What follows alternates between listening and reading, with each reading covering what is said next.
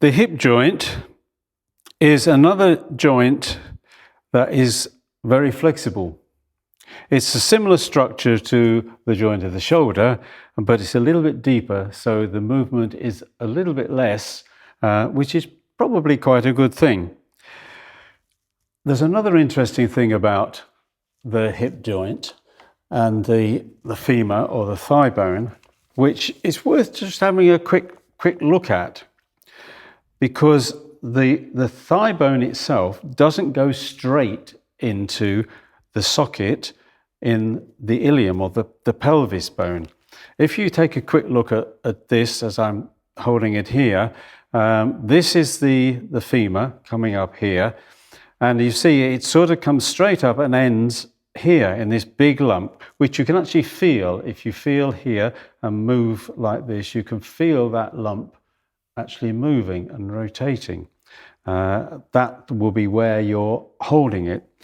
And if you look though, there's this little thing which is actually called, this is called the femur. That's its anatomical name for it. And this is called the neck of the femur and the head of the femur. So this little bit of bone, shortish bit of bone, comes from the top of the femur and out across. So that's the structure that we've got when we're working and moving this joint.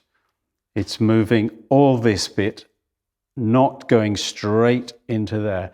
And this makes a difference. And it's worthwhile understanding that when we come to think about the movements that we're making with our hip, because we've got quite a wide range. We can come right across and we can move a fair range out. But of course, it's not as big a range as we've got in our shoulder joint and our arm joint. So I'm going to do this exercise lying down. There's quite a lot of different moves we can make for our hip, but this one is one of my favorites. So I'm going to lie down, and again you can have a pillow underneath here or not, as the case may be. So I start this exercise with my ankles, and I just let this right leg fall out. The other leg can be straight. It can even be up like this if that's more comfortable for you. So whatever is the best position for you today. So let's start with doing a fairly big movement for the pelvis, for the hip. And you can support it as you come across. It's quite a good idea. And rolling round, back. And coming up, again, supporting gently, not pushing particularly, just supporting. And we can come in the other direction.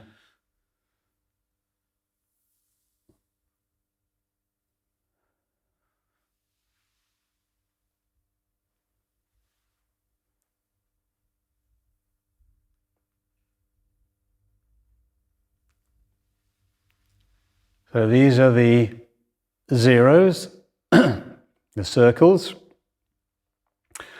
Then we can do a first infinity, and we'll do it again. Let the ankle fall out. You can imagine, knowing now the structure of that, you can imagine how this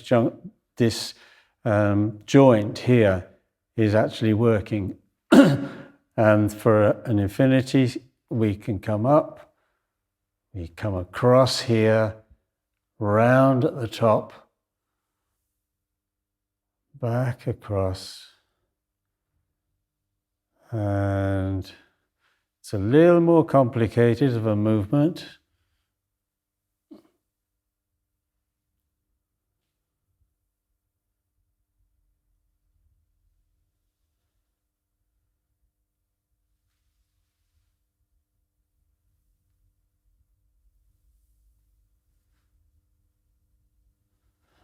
And we can change direction.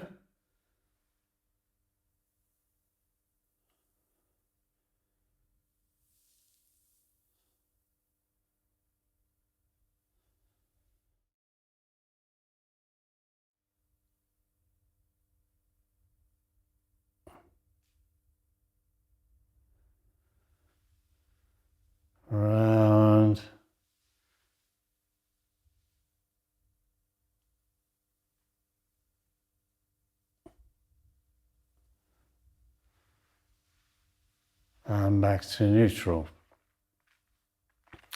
And then, so that was doing the infinity symbol in this direction. Now I'm going to do it in this direction, across my body. So I come wide when I start, and across, moving it up. Notice I'm just allowing my lower leg and ankle to be just to follow.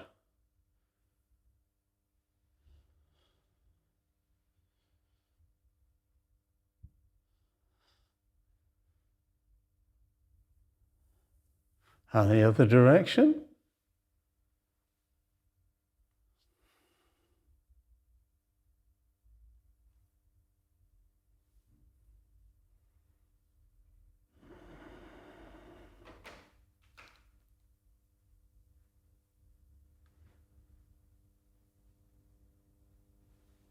And coming back to my neutral position. So personally, I find they take quite a lot of focus and concentration, which again is a good thing because it's working this hip joint probably in a way that you use very rarely, or maybe even not at all. So it's going to be really positive effect in your hip, particularly if you've got a restricted hip for any reason whatsoever.